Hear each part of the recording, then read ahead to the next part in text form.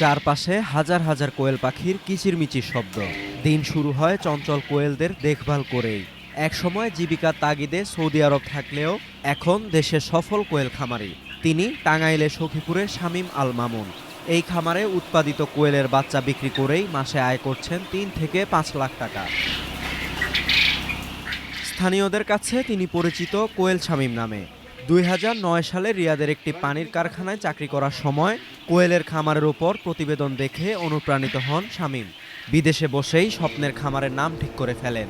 সেই খামারটির নাম সোনার বাংলা সোনালী অ্যাগ্রো অ্যান্ড কোয়েল হ্যাচারি।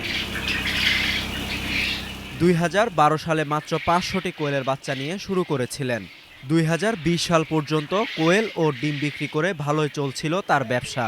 কিন্তু এরপরেই করোনা মহামারী ধাক্কা সামলে ২০২৩ সালে চালু করেন কোয়েলের হ্যাচারি।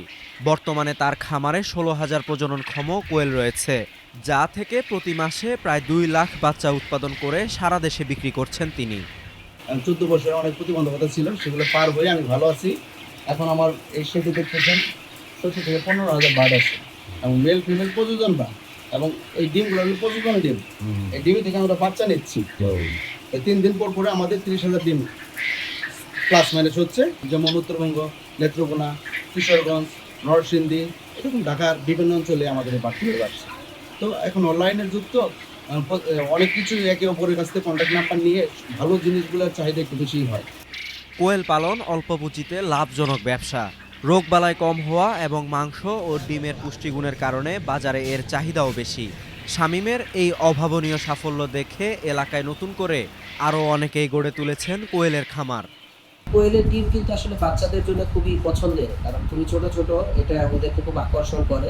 এটার প্রোটিনও ভালো, আর কোয়েলের মাংসটাও খুবই সুস্বাদু। ছোট যেহেতু প্রাণীটা সহজেই সেদ্ধ হয়, এটাও বাচ্চারা খুব পছন্দ করে। আমি তার সফলতা কামনা করি এবং আমাদের দপ্তরের পক্ষ থেকে বিভিন্ন ভ্যাকসিন, অন্যান্য সহযোগিতা তাকে প্রদান করা হয়। প্রবাসের নিশ্চিত চাকরি ছেড়ে নিজের মেধা ও পরিশ্রমে স্বাবলম্বী হয়েছেন শামীম। শূন্য থেকে শুরু করে আজ লাখ লাখ টাকা আয় করা কোয়েল শামীম দেশের বেকার যুবকদের জন্য এখন এক অনুপ্রেরণার নাম।